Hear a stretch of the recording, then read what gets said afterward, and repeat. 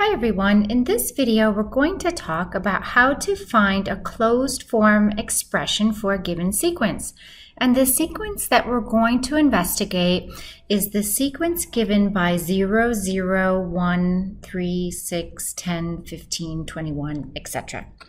So the first step to finding a closed form expression would be to find the first sequence of differences. So to do this, I'm going to subtract the subsequent terms. So for example, the first subtraction I'm going to do is the second term minus the first term. So 0 minus 0, that's just going to give me a value of 0. Next, I'm going to subtract 1 minus 0, and that gives me 1. Next, I do 3 minus 1 is 2. 6 minus 3 is 3. 10 minus 6 is 4. 5, 6, etc. Now, we did not yet achieve a constant sequence, so we've got to go again.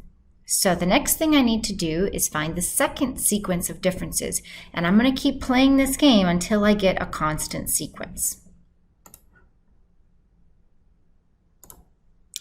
So to find the second sequence of differences, I'm going to look at my last sequence I left off with, which is the first sequence, and I'm going to go 1 minus 0 is 1, 2 minus 1 is 1, 3 minus 2 is 1, and I have the constant sequence,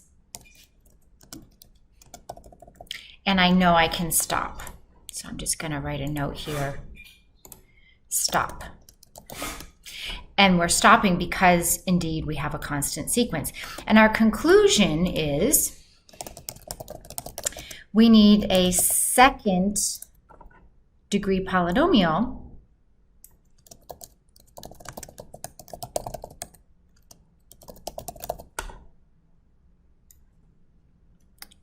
because the second sequence of differences was constant.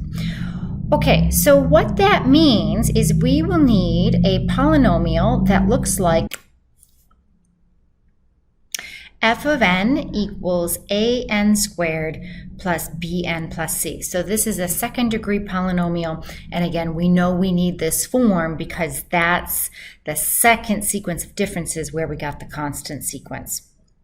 Okay, so our goal is to figure out what is A, what is B, and what is C. Now, let's take a look. When n equals 1, we know we're working on the first value of our sequence, and we should get an answer of 0. So for n equals 1, the first term in the sequence is 0. 1 squared plus b times 1 plus c. And we know that that should all be equal to 0. So when n equals 2, we have f of 2 equals a times n squared, which in this case is 2 squared, plus b times 2 plus c equals 0. And again, I'm just plugging in those n values where we had the variable n. And so now looking at our second term of the sequence, we know that the second term is also 0.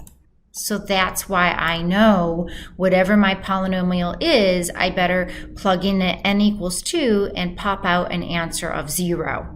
All right, now the next one we'll do is n equals 3, and notice that the third term of our sequence should give us an answer of 1.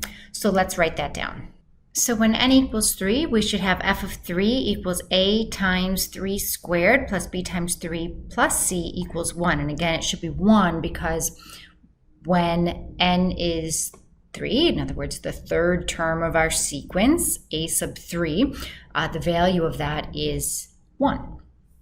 Okay, so now we've got 3 equations in 3 unknowns.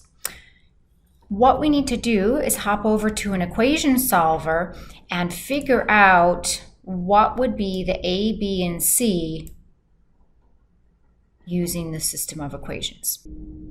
So I'm over here in Symbolab. There's also a great equation solver from Wolfram, but I'm going to type in my equations here in the little box, and they give us some examples of how to type in the equations. Basically, you just type them in and put a comma in between. So that's what we need to do. And we get the values down here. We found out that A was 1/2, B was -3/2, and C was 1. So let's take that information and go back to our problem and put that in and see what we get. Okay, so there I've typed in the values for A, B, and C. And remember, our goal here was to figure out what the polynomial would look like. And so we have our final answer, f of n equals 1/2 n squared plus -3/2 n plus 1. So you can see that I solved for the A, the B, and the C, and then I just substituted in those values for A, B, and C into that quadratic polynomial.